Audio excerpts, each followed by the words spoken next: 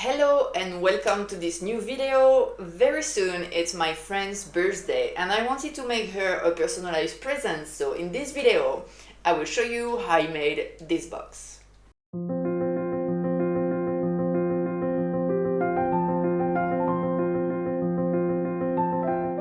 I started by measuring the tissue box, then worked out the dimension for both the inner and outer boxes. When designing a box, it's important to account for about 2 mm to cover the thickness of the mount board and fabric. You also need to carefully plan the placement of each piece. Will the base sit inside the side panels, or will the sides be placed on top of the base? How will the lid fit with both the inner and outer boxes? These details matter. Then make a mock-up to verify your measurements are correct.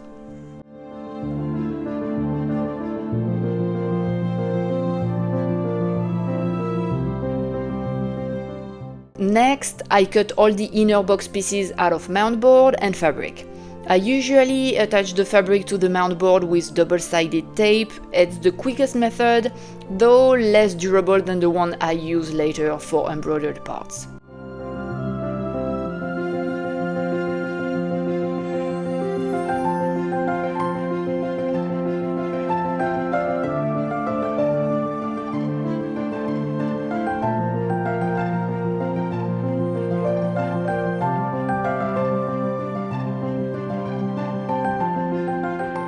The only way to sew the box pieces together is with a curved needle. The trickiest part is attaching the first two sides to the base, but once they are secured, the structure starts to hold its shape, and the rest of the panels become much easier to stitch.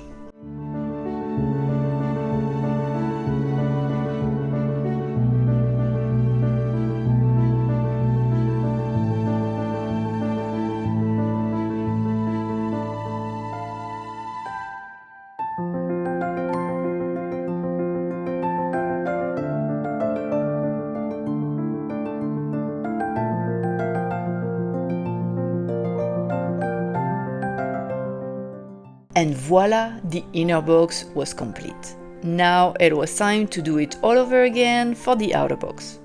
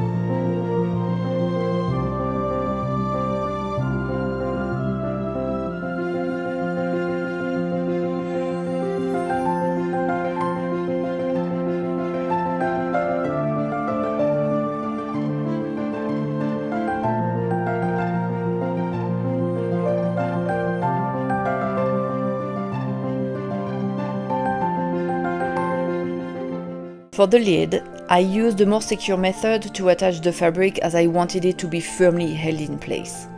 This method involves temporarily pinning the fabric to the mount board, sewing the corners first, and then joining both layers of fabric with a thread.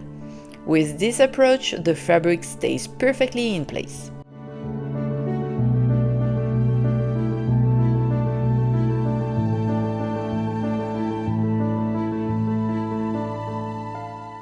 I then moved on to sewing the box panels, everything except the front piece, which I planned to embroider.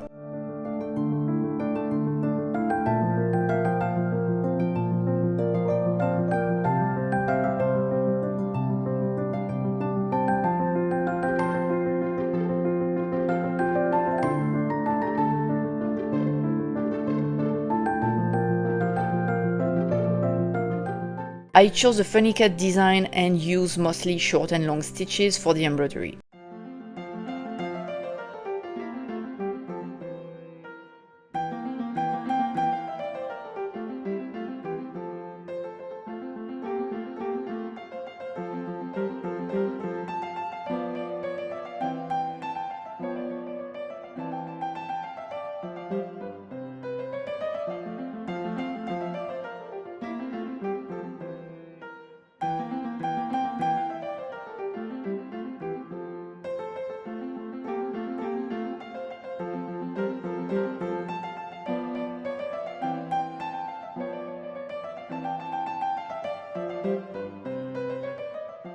After 2 days of work, the embroidery was finished and I could remove the water-soluble paper.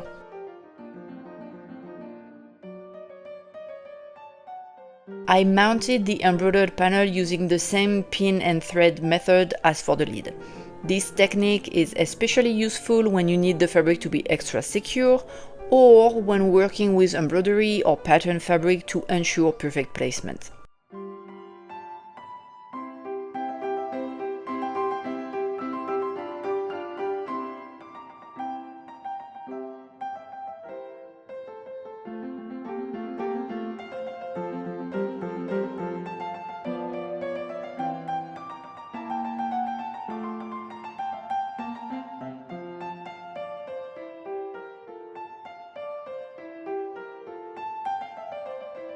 Finally, I stitched the remaining panels together. The whole box took me 4 days to complete, and here is the final result. Thank you very much for watching until the end. Let me know in the comments if you want me to detail even more next time I make a box, and I will see you in the next video. Bye!